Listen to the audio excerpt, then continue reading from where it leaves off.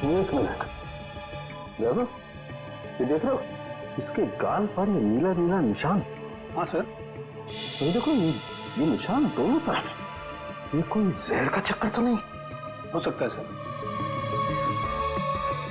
लेकिन वैभव ऐसा लगता है जैसे ये उंगलियों का निशान है। कहीं ऐसा तो नहीं है कि खूनी ने इसका मुंह दबाने की कोशिश की हो? इसे देख के तो ऐसा ही लग रहा है सर। पर क्यों? कहीं ऐसा तो नहीं कि खूनी इसका मुंह खोलना चाहता हो सकता है। इसका मुंह देखना चाहिए खोल के।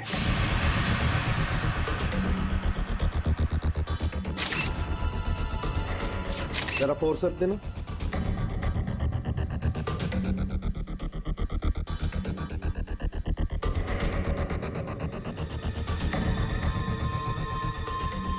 ये देखो, इसके मुंह में ये कागज का टुकड़ा, क्या हो सकता है ये?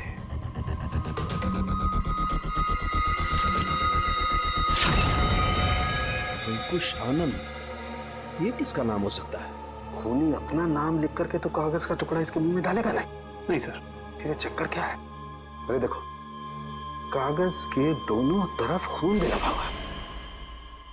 साळुंखे, ये कागज तुझे दगोड़िया के मुंह में से मिला? हाँ बॉस, मुझे भी बड़ा ताजुब हुआ। कोई खूनी किसी के मुंह में कागज रख के क्यों जाएगा? सर ये भी तो हो सकता है कि ये कागज खूनी ने उनके मुंह में ना रखा हो, बल्कि उन्होंने खुद मरने से पहले ये कागज खूनी से बचाने के लिए अपने मुंह में खुद ही डाल दिया। हाँ सर, हो सकता है उनकी मौत इस कागज की वजह से ही हुई हो सकता है वो ना चाहते हो कि ये कागज खूनी के हाथ लग जाए, इसीलिए उन्होंने इस कागज को अपने मुंह में छुपा लिया। नहीं श्रेया, मुझे नहीं लगता कि कागज उन्होंने खुद अपने मुंह में छुपाया, बल्कि जिस तरीके के नीले निशान उनके गालों पर पड़े हुए थे, मुझे तो ये लगता है कि खूनी ने जबरदस्ती उनका मुंह खोला और बाद में ये कागज उनके मुंह में ठूस दी। साळुंखे, खून से सने कागज पर लिखा अंकुश आनंद। ये जो खून है, क्या दगोड़िया के मुंह के अंदर कोई चोट के निशान या फिर कोई खून था? नहीं बस, लाश के मुंह में किसी किस्म का कोई जख्म या कोई चोट का निशान नहीं था। मुझे लगता है कि खूनी ने पहले दगोड़िया साहब को मारा और उसके बाद ये कागज उनके मुंह में रख दिया। ये जो खून लगा है कागज पे, ये खूनी का है? नहीं सचिन, ये खून दगोड़िया साहब का है। मैंने चेक कर लिया बॉस। सर, हाँ।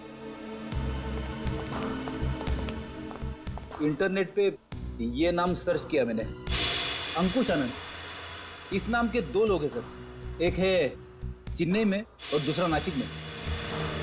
पता लगाओ इन दोनों के बारे में। इन दोनों में से एक का संबंध तो जरूर होगा, इस दगोड़िया के साथ जरूर होगा। हेलो, हाँ, कहाँ पे? ठीक है, हम लोग पहुंचते हैं। सर एक और खून हो गया है, लेखक मुकेश कुमार का। लेखक मुकेश कुमार? मतलब एक और लेखक का खून?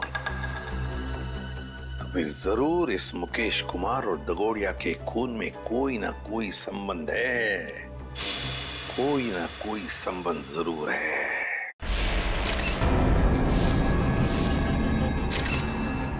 बड़ी बेरहमी से कत्ल किया इसका। साळुंखे सर, ये ग्लास बॉक्स एयर टाइट ही है ना? हाँ काविन, किसी ने इस बेचारे को इस ग्लास बॉक्स में जबरदस्ती बंद कर दिया, और क्योंकि ये ग्लास बॉक्स एयर टाइट बंद है, इसलिए इस बेचारे को बिल्कुल हवा नहीं मिली, और ऑक्सीजन नहीं मिलने के कारण इस बेचारे का दम घुट गया और ये मर गया। हाँ सर, ये इसके हाथ पे लगे हुए जख्म और ये नाखूनों का निशान और इस पे लगा खून तो यही बताता है कि इन्होंने अपने आप को बचाने की बहुत कोशिश की। एक काम करते हैं, पहले इस लाश को बाहर निकालते हैं। Yes sir.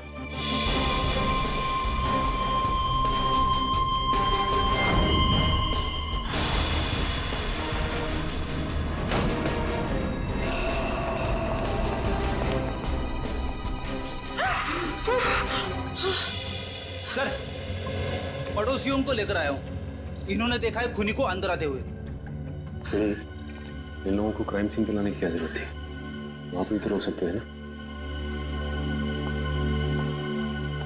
जी कहिए, क्या देखा आप लोगों ने? सर मैं घर की बालकनी में अखबार पढ़ रहा था, तभी मैंने देखा कि एक आदमी ट्रॉली में इस बॉक्स को रखकर घर के अंदर जा रहा है। ये ग्लास बॉक्स लेके जब वो घर के अंदर जा रहा था तो उसने हाथ में ग्लव्स पहने थे? नहीं सर, ग्लव्स नहीं पहने थे।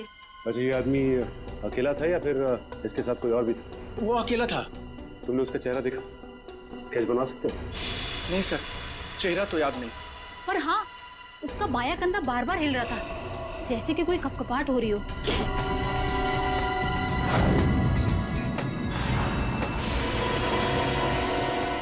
Kevin, yes sir. एक मिनट।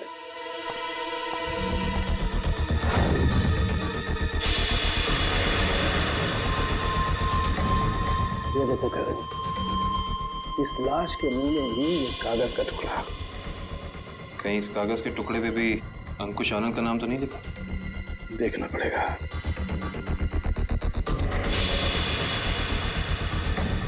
इस पे तो रिजू कालिया लिखा हुआ। रिजू कालिया? ये तो रिजू कालिया इनकी किताब का ही एक किरदार है, और उसकी भी मौत कहानी में बिल्कुल इसी तरह से हुई थी, दम घुटने की वजह से।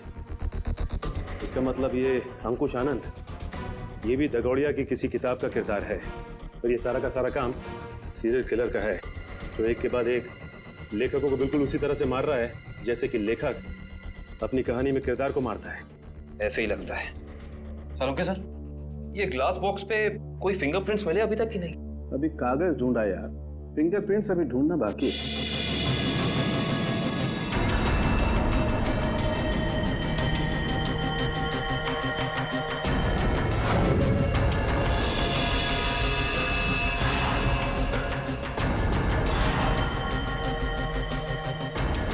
मैग्नीफाइंग ग्लास देना जरा।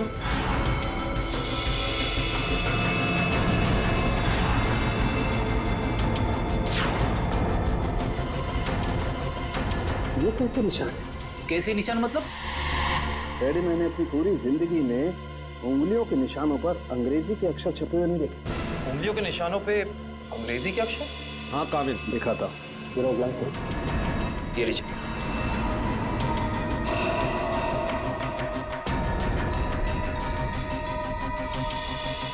ERIUN। देखो, कैसे कर सकते हैं? पड़ोसी भी कह रहा था, ये ग्लास बॉक्स लेकर जो इंसान यहाँ आया था उसने ग्लव्स नहीं पहने थे। इसका मतलब ये अनोखे उंगलियों के निशान उसी इंसान के हैं। उंगलियों पे छपे हुए अक्षर? सालून के साहब, ये कैसे मुमकिन है?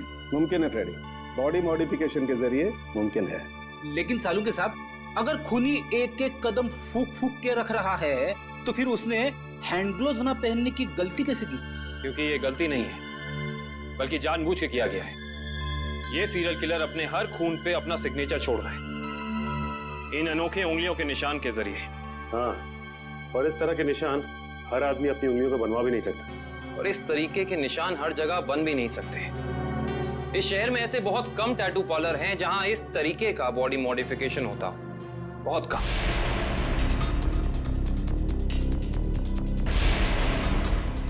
यस, ये बॉडी मॉडिफिकेशन आपने किया है? No sir. क्या आपने बनाया?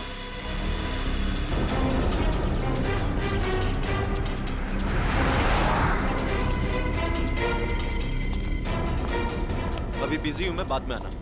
हम भी बहुत बिजी रहने वाले लोग हैं, बाद में आने का वक्त नहीं है हमारे पास। बिना अपॉइंटमेंट के आ रहे हो?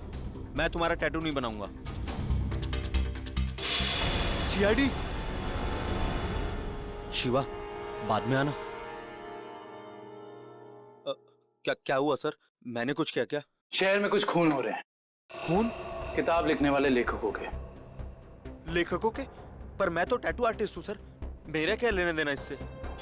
हो सकता है कुछ लेना देना हो। मैं समझा नहीं सर। बॉडी मॉडिफिकेशन भी करते हो ना तुम? जी हाँ सर, मेरे पास लाइसेंस भी है, मैं दिखाता हूँ। कोई जरूरत नहीं। ये फोटो ध्यान से देखो। ये त्रिकोण वाली कलाकारी तुमने दिखाई थी किसी के हाथ पे? जी हाँ सर, मैंने की थी, पर मुझे नहीं पता था कि ये किलर होगा सर। पता है हमें, डरो मत। हाँ, लेकिन इस इंसान की कोई ना कोई डिटेल तो जरूर होगी तुम्हारे पास, है ना? जी हाँ सर, मैं एक मिनट में लेके आता हूँ सर। जी हाँ सर, देखिए सर, त्रिकोण अनुकरण नाम है इसका। त्रिकोण अनुकरण? ये किसी आदमी का नाम है या किसी एनजीओ का? त्रिकोण मतलब ट्रायंगल और अनुकरण मतलब किसी की नकल करना। मतलब कोई ट्रायंगल बना के किसी की नकल कर रहा है। शायद त्रिकोण नाम का कोई पुराना सीरियल किलर रहा हो जिसकी नकल ये वाला खूनी कर रहा है। एक काम करते हैं, अपनी डेटाबेस में चेक करते हैं कि त्रिकोण नाम का कोई क्रिमिनल था क्या। हाँ निखिल, त्रिकोण नाम का सीरियल किलर कहाँ पे? कौन सी जेल में है? शांति नगर। ओके ओके ठीक है, थैंक यू।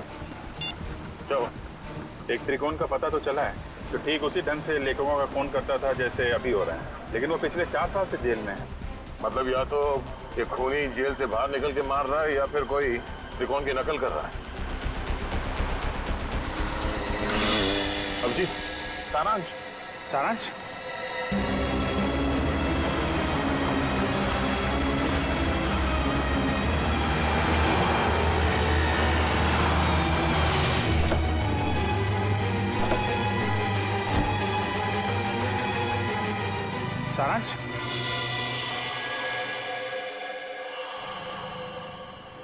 नहीं अंकल, मैं तो अभिषेक हूँ। माफ करना, हम इसे कोई और समझ बैठे थे। सर 15 दिन हो गए, अखबार, न्यूज़पेपर्स, हर जगह कोशिश कर ली, मगर सारांश हमें मिला ही नहीं सर। मिलेगा पंकज, जरूर मिलेगा। मेरा दिल बोल रहा है सारांश हमें जरूर मिलेगा।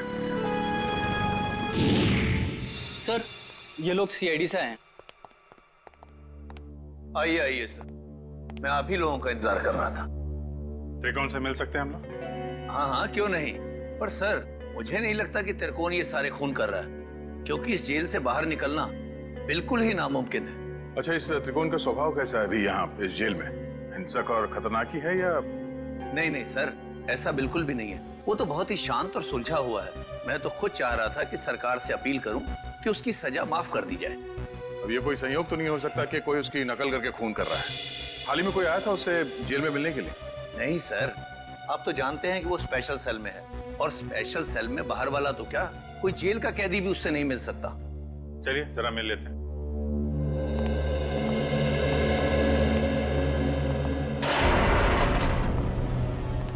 त्रिकोण, देखो तुम्हारे लिए आज कितने खुशी का दिन है।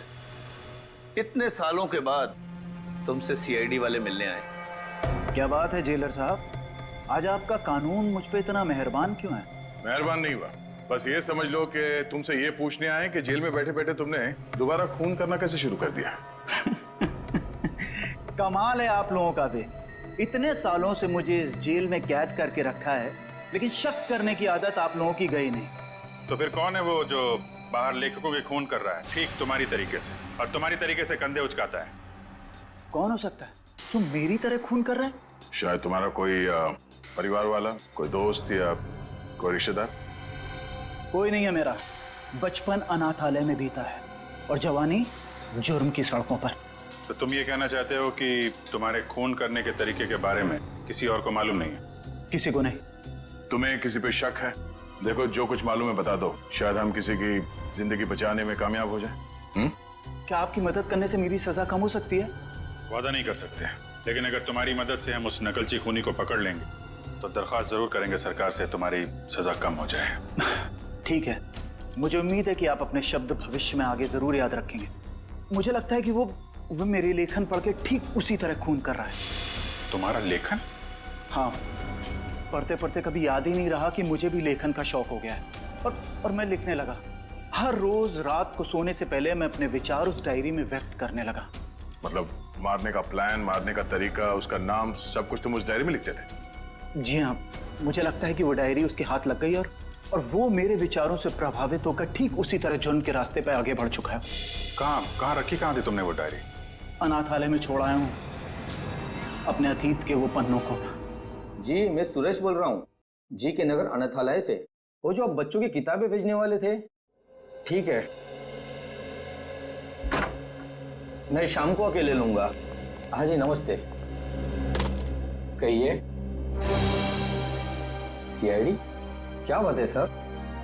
जो बात हम आपसे कहना चाहते हैं उसका संबंध त्रिकोण से है। त्रिकोण?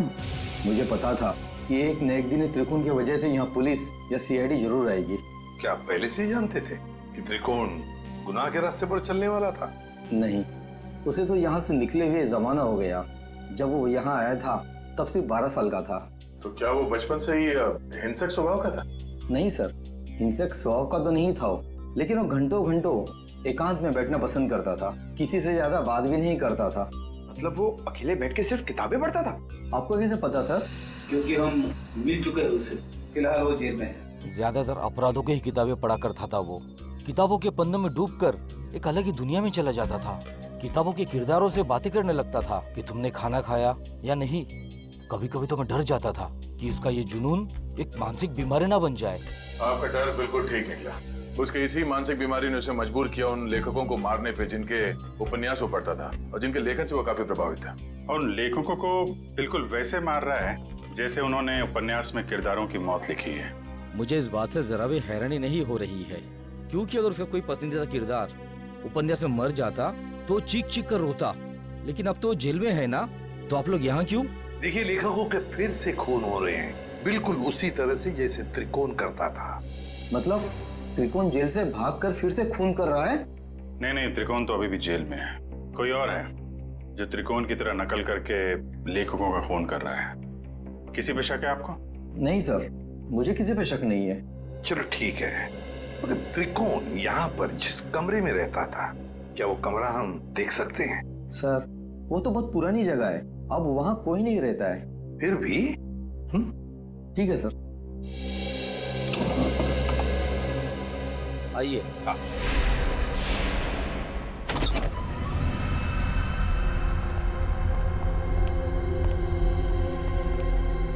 तो ये है त्रिकोण का कमरा। मैनेजर साहब, त्रिकोण के पास एक डायरी हुआ करती थी, कुछ जानते हो उस डायरी के बारे में? नहीं सर, हमें तो ऐसी कोई डायरी नहीं मिली। वैसे आप देख सकते हैं सर, यहाँ पे कुछ पुरानी किताबें पड़ी है, शायद उसमें हो। देखो फ्रेंड, किताबों को ऐसे क्यों रखा गया? संभाल के क्यों नहीं रखा?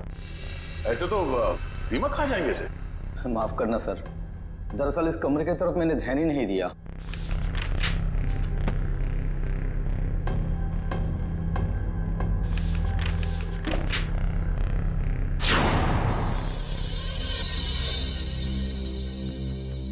सर, डायरी तो दिख नहीं रही। लेकिन मुझे कुछ दिख रहा है सर। क्या? सर, ये ईंट देखिए दीवार पे, बिल्कुल अलग है। पूरी दीवार में जितनी ईंट है उससे अलग है। दया, जरा देख लो। सर, वो केस याद है ना आपको? दीवार से लाशें निकलने वाला केस। कहीं इस केस में भी ऐसा ही कुछ? डायरी ढूंढ रहे हम, समझे? लाशें नहीं।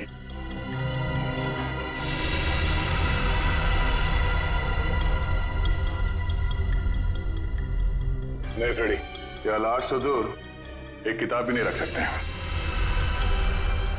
सर, फाइल कहाँ है?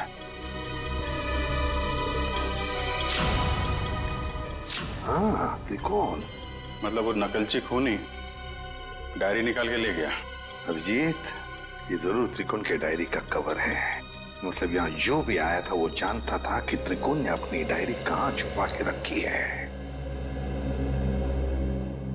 ये यहाँ त्रिकोण के बाद में कोई रहता था?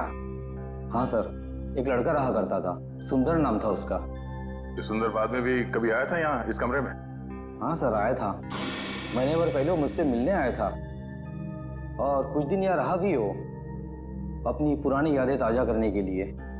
अच्छा, सुंदर। सुंदर का पता तो होगा ना आपके पास?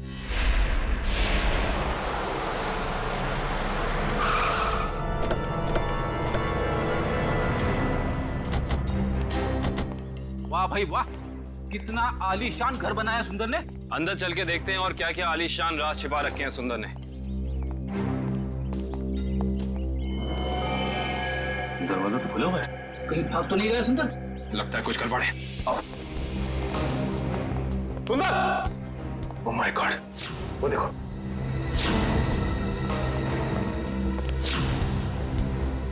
लगता है ये मर चुका है। गोली मारकर जान ली है इसकी, वो भी 3-3 गोलियां। खून भी गीला है, मतलब कातिल आसपास ही है, यहीं कहीं।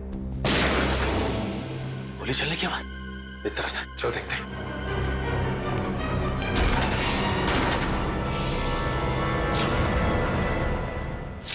देखो से।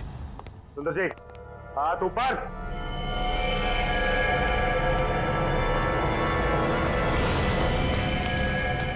माय गॉड, खूनी बाहर है। दिव्या, ऋषभ, पकड़ो उसे।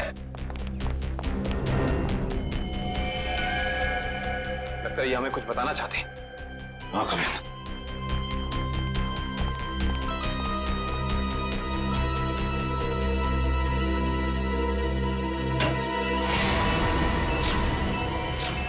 यहाँ बॉम्ब है, सिर्फ 30 सेकंड बाकी है, निकलते हैं यहाँ से। चलो जल्दी। चलिए जल्दी। मैं मेरी मीना को ऐसा छोड़ के नहीं जा सकता। मीना, मीना, अरे रुक जा, मर जाएगा।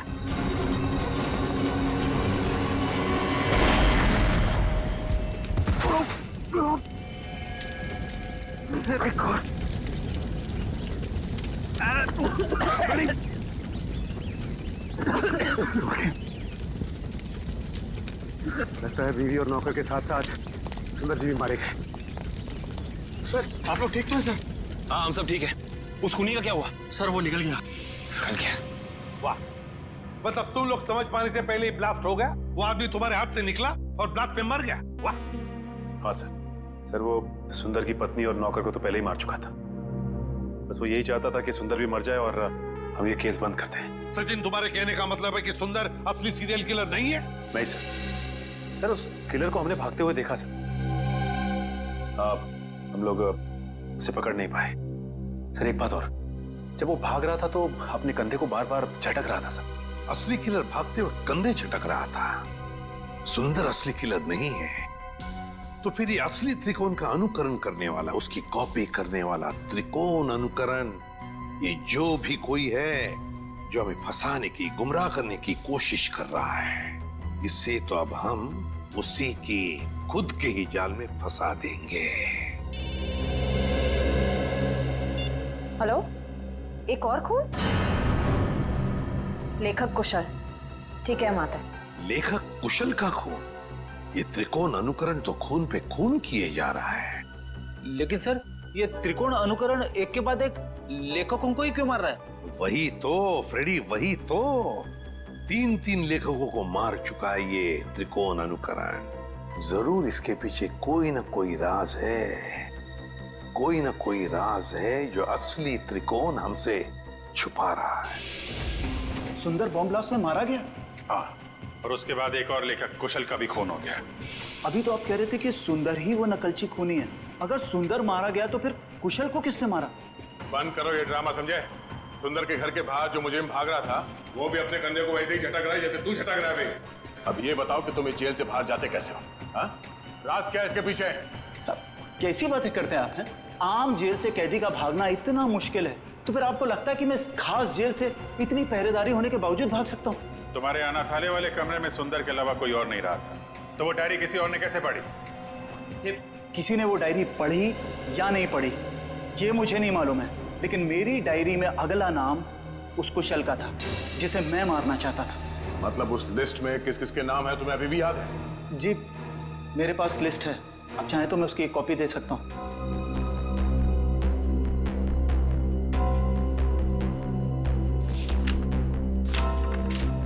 पहले देना चाहिए था, शायद कुशल की जान बच जाती। मुझे इस चीज की उम्मीद नहीं थी। आशा करता हूँ कि आगे किसी और की जान नहीं जाएगी। दीपक, आखिरी नाम दीपक है।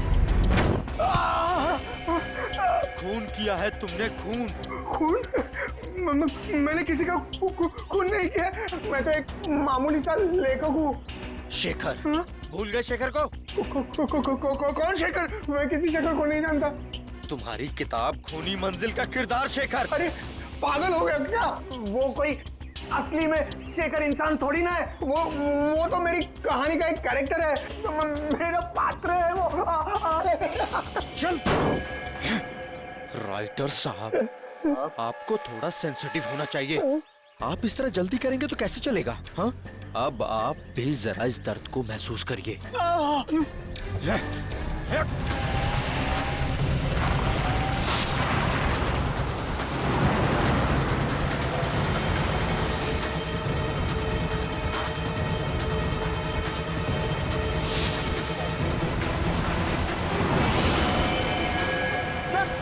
सर दीपक का उस गाड़ी में।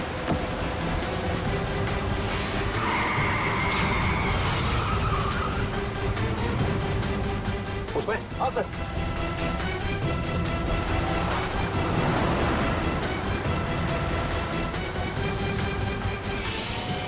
आज ये नकलची लंगूर हमारे हाथ से बचेंगे नहीं।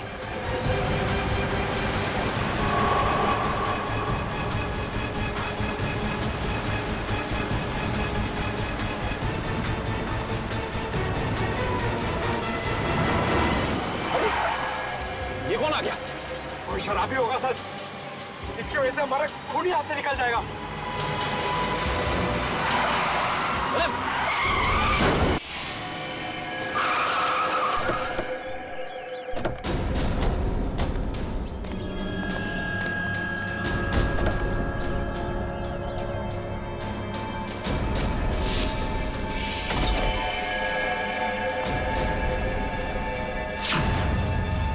इनका तो बहुत खून भरा है। सर वो फोटोज कैसी है? फोटोज एक सेकंड।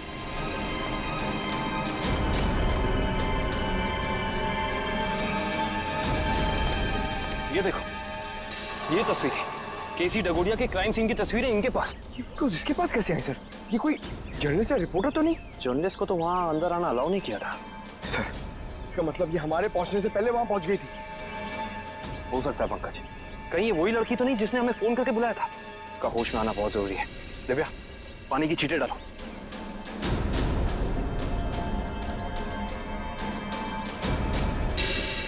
मैडम आप ठीक तो हैं? आप ठीक तो है ना? हाँ मैं ठीक हूँ। हम लोग सीआईडी से। ये तस्वीरें आपके पास कहाँ से आई? देखिए मैडम, जो भी आपको पता है हमें सब साफ साफ बता दीजिए, वरना इन लेखकों के खून में आप फंस जाएंगी। देखिए सर, मैं तो डगोरिया साहब की असिस्टेंट हूँ। वो मेरी मदद कर रहे थे मेरा पहला क्राइम नॉवल लिखने में, लेकिन उस दिन जब मैं उनके यहाँ पहुंची तो उनका खून हो चुका था। फिर मेरे दिमाग में एक आइडिया आया। मैंने सोचा कि क्यों ना मैं इस पे एक नॉवल लिखूं। बस इसीलिए मैं आप लोगों का पीछा कर रही थी, ये जानने के लिए कि आप लोग कातिल को कैसे पकड़ेंगे। आप हमारा पीछा कर रही थी, इसका मतलब आप जानती थी कि हम कौन हैं। हाँ। नॉवल में ये भी लिख देना कि तुम्हारी वजह से खून ही हमारे हाथ से निकल गया। देखिए सर, मुझे माफ कर दीजिएगा, मैंने ये सब जानबूझ के नहीं किया। वो मेरी गाड़ी का ब्रेक अचानक फेल हो गया था, इसीलिए। सुनिए, अगर आपकी इस गलती की वजह से दीपक को अपनी जान गंवानी पड़ी ना, तो ये कानून आपको कभी माफ नहीं करेगा।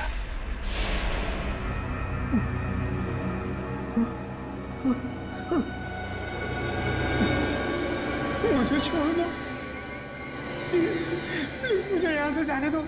जाने ही तो दे रहा हूँ तुझे। बहुत जल्द तू भी शेखर के पास पहुंच जाएगा।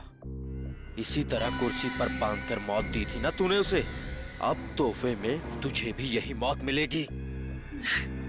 बस थोड़ा सा इंतजार। इस मौत के उपन्यास का लेखक रचयिता भी आ रहा है तेरा साथ देने के लिए। त्रिकोण। सर जेलर साहब अंदर नहीं है। जरा बुलाओ उन्हें, हमें त्रिकोण से मिलना है। सर जेलर साहब तो त्रिकोण को लेकर हॉस्पिटल गए हैं, उससे अचानक से दिल का दौरा आया है। दिल का दौरा? कौन सा हॉस्पिटल ले गए? अरे आप लोग? त्रिकोण कहाँ है? आईसीयू में है। क्या बात हो गई? झूठ बोलता है वो हमसे। अब भी कुछ है जो हमसे छुपा रहा है। चलिए दिखाइए। आइए।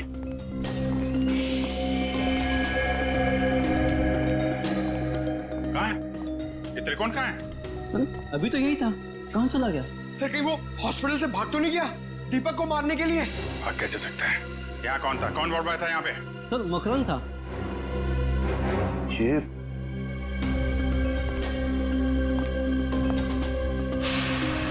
जीत तो बेहोशी की दवाई है। अब जीत ये देखो, मकरंद का पैर नीचे गिरा पड़ा है। ये बेहोशी की दवाई कहीं मकरंद को कुछ हो तो नहीं गया? नहीं सर, अभी कुछ देर पहले ही देखा मैंने उसे, किसी मरीज को हॉस्पिटल के बाहर लेके जा रहा था वो। ये मकरंद अभी वापस आएगा? नहीं सर, उसकी ड्यूटी खत्म हो गई। इस वक्त कहाँ मिलेगा वो? सर दारू के ठेके पे। अच्छा, तो ये है मकरंद जी। हाँ सर, ये बार में बैठ के अपने दोस्तों के साथ शराब पी रहा था और अपने जुर्म के किस्से चटकारे लेकर सुना रहा था सर। तो हमने सोचा क्यों ना इसे ब्यूरो में ले चलें, इसकी अच्छी तरह से खातिरदारी करें। वाह वाह वाह सचिन, ये तुमने बहुत अच्छा काम कर दिया। क्यों मकरंद जी, अब हमें भी सुनाओगे ना अपने कारनामों की कहानियां? क्यों, बताओ। साहब, मुझे 1 लाख रुपए दिए गए थे उस मरीज को अपने वार्ड से बाहर लाकर गाड़ी में बिठाने के लिए। क्या? हाँ साहब। 1 लाख रुपए के लिए अपने आप को बेच दिया तुमने? किसने दिए थे पैसे तुम्हें? साहब ये मत पूछिए, अगर उसे पता चला कि मैंने उसका नाम बता दिया तो वो मुझे। अच्छा, तो तुम्हें क्या लगा हम तुम्हें ऐसे ही छोड़ेंगे? और खातिरदारी करेंगे हम तुम्हारी, ऐसी खातिरदारी कि जिंदगी भर याद रखोगे। क्यों सचिन? बिल्कुल सर। अरे नहीं साहब, इसकी क्या जरूरत है, मैं बताता हूँ ना साहब, बताता हूँ मैं। फिर बताओ जल्दी। हाँ, दिल्ली वाली मीटिंग भी। मैं बहुत ही बड़ी मुसीबत में फंस गया हूँ, मैं घर से बाहर नहीं निकल सकता हूँ। अजीब मुसीबत है, पैसा कम हो तो गरीबी परेशान करती है, और जब पैसे ज्यादा आ जाते हैं तो इनकम टैक्स वाले साथ आते हैं। ये तो अच्छा हुआ मुझे पता चला कि रेड पड़ने वाली है, नहीं तो पता नहीं क्या हो जाता। हाँ, कैसे भी करके सारा पैसा मुझे घर से बाहर लेके जाना है, और उसके बाद मैं शहर से कहीं दूर छुट्टियां मनाने चला जाऊंगा। ठीक है, मैं बाद में तुमसे बात करता हूं।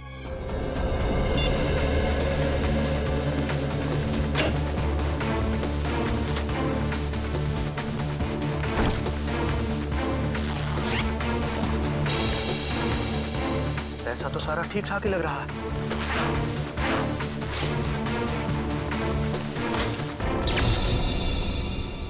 अरे, ये लाइट कैसे चली गई? ऐसे तो कभी जाती नहीं है लाइट।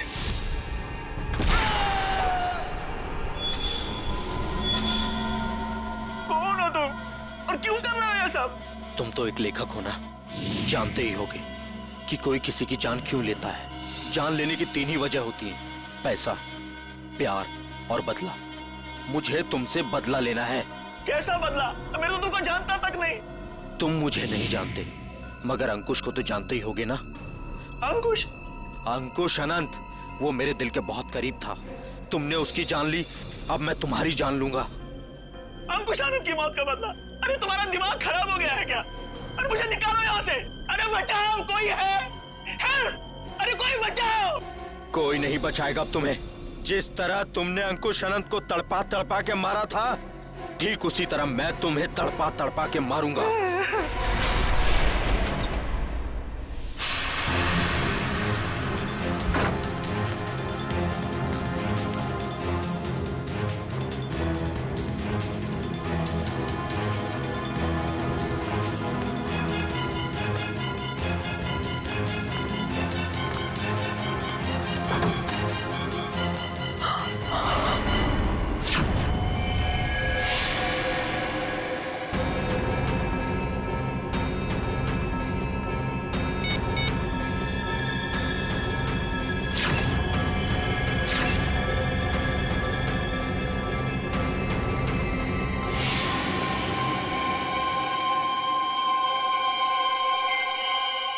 ये क्या है?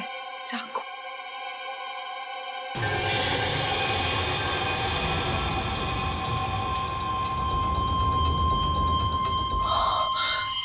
ये क्या किया मैंने?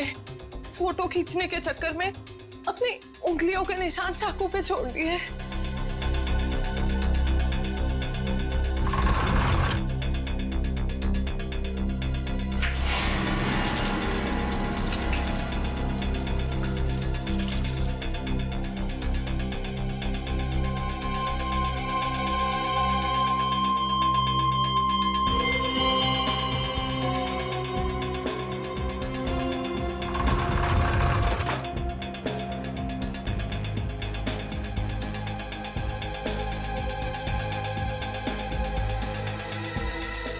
अभी बाहर के पब्लिक फोन से सीआईडी को फोन कर देती हूँ।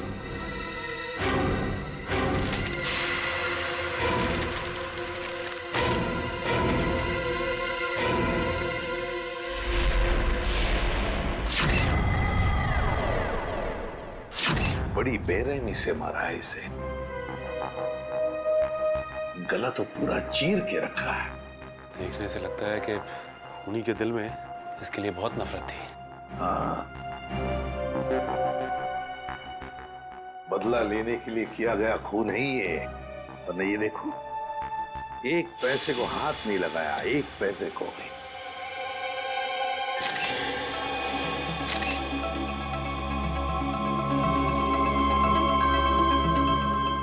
सर, हाँ, सर ये देखिए, ये चाकू वहां बेड के पास पड़ा हुआ था। सर इस चाकू पे तो जरा भी खून नहीं लगा हुआ है, बिल्कुल साफ है। श्रेया, स्प्रे मार के देखो जरा। सर,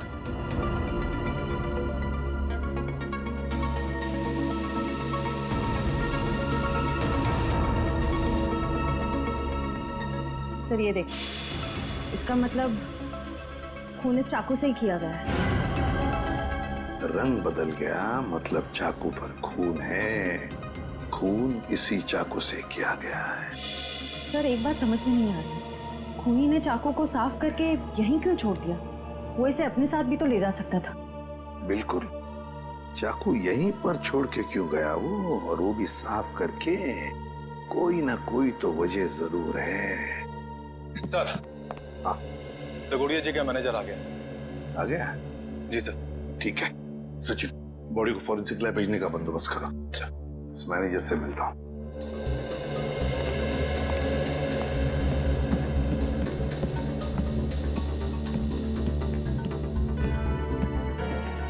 सर ये सब कैसे हो गया सर?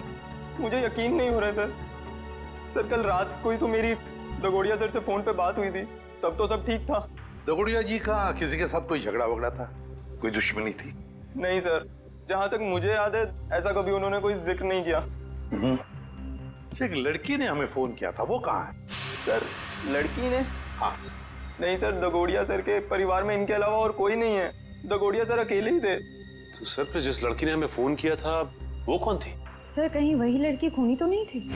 नहीं श्रेया, लड़की खूनी नहीं हो सकती। लाश को उठा के ऊपर लटकाना कोई आसान काम नहीं है, ये कोई लड़की नहीं कर सकती।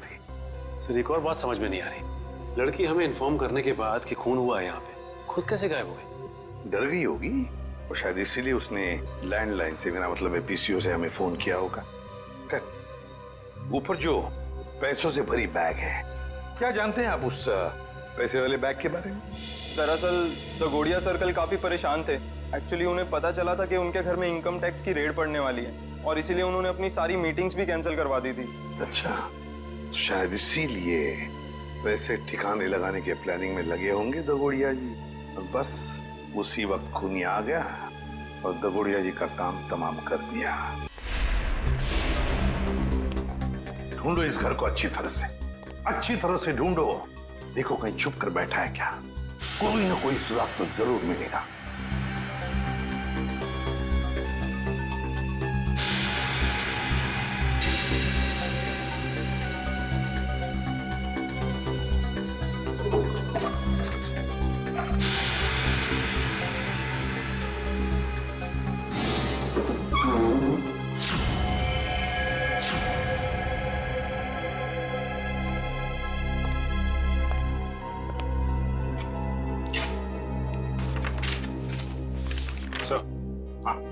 ये देखिए सर, ये कैबिनेट के पीछे कुछ रखा हुआ था। कागज है? हाँ सर, पेपर्स ही है। डायरी के पन्ने हैं? अरे ये तो त्रिकोण की डायरी के पन्ने हैं। यही तो हम ढूंढ रहे थे उस अनाथ आश्रम में। My God!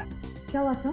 श्रेया, इसमें लिखा है कि दीपक वो आखिरी लेखक है, दीपक जिसकी वो जान लेना चाहता है। इसका मतलब दीपक की जान को खतरा है? सिर्फ दीपक की जान को ही नहीं, उसकी अपनी जान को भी, क्योंकि दीपक को मारने के बाद लगता है उसकी जिंदगी का मकसद पूरा होता है और फिर वो अपनी जान खत्म करना चाहता है। मतलब सर इस नकलची खूनी ने त्रिकोण को सिर्फ इसलिए अगवा किया हॉस्पिटल से ताकि वो उसे मार सके, और फिर वो उन दोनों को वहीं पे मारेगा सचिन, वहीं पे मारेगा जहां से लेखन शुरू हुआ है, उस अनाथ आश्रम में, उस अनाथ आश्रम के कमरे में। ये ठीक नहीं है, इसका अंजाम बहुत बुरा होगा। तुम्हें अंजाम की फिक्र कब से होने लगी त्रिकोण? और ये सारा खेल तो तुमने ही रचा था। मैं तो बस इसे इसकी मंजिल तक पहुंचा रहा हूँ। मुझे अपने द्वारा रचे इस गुनाह की गहराई का अंदाजा हो गया है। हम दोनों को मारकर भी तुम्हें वो शांति नहीं मिल सकती जिसके लिए मैंने इतने खून किए।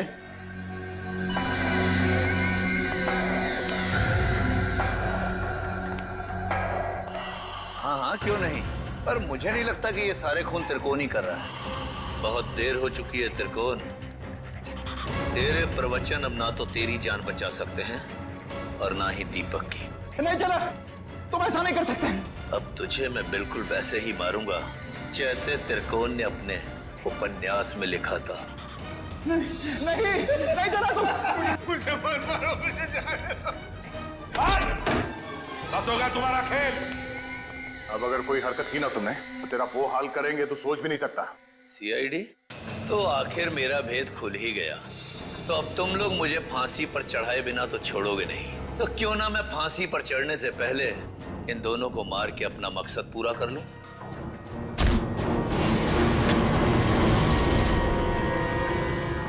जेलर साहब उर्फ त्रिकोण अनुकरण बहुत झोंक लिया दुनिया की आंखों में धूल। आगे की कहानी हम तुमसे ही सुनेंगे। बताओ जल्दी, क्यों मारा तुमने? मैं जानता था मेरे लेखन में वही आकर्षण है, वही शक्ति है जो उन लेखकों के लेखन में थी जिनका मैंने खून किया।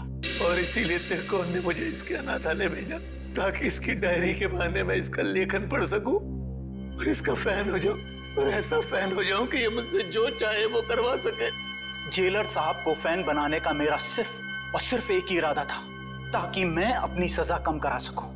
इसलिए मैंने अपने हिसाब से इन्हें खून करने पर मजबूर किया, ताकि मैं आप लोगों की मदद से सुंदर को पकड़वा सकूं और अपनी सजा कम करा सकूं। और सुंदर को बलि का बकरा बनाने के बाद मुझे इस बात का अंदेशा हुआ कि त्रिकोण का सपना कभी पूरा नहीं होगा। इसके लिए कुशल, दीपक और त्रिकोण की जान लेना भी जरूरी है।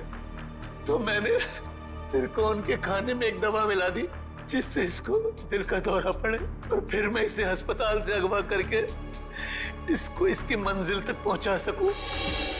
अगर सीआईडी को सुंदर की लाश मिल गई तो शायद वो सीरियल किलर को ढूंढना बंद कर दें, मगर फिर त्रिकोण के उस सपने का क्या होगा? उन सब लेखकों को मार के मोक्ष प्राप्त करने का सपना?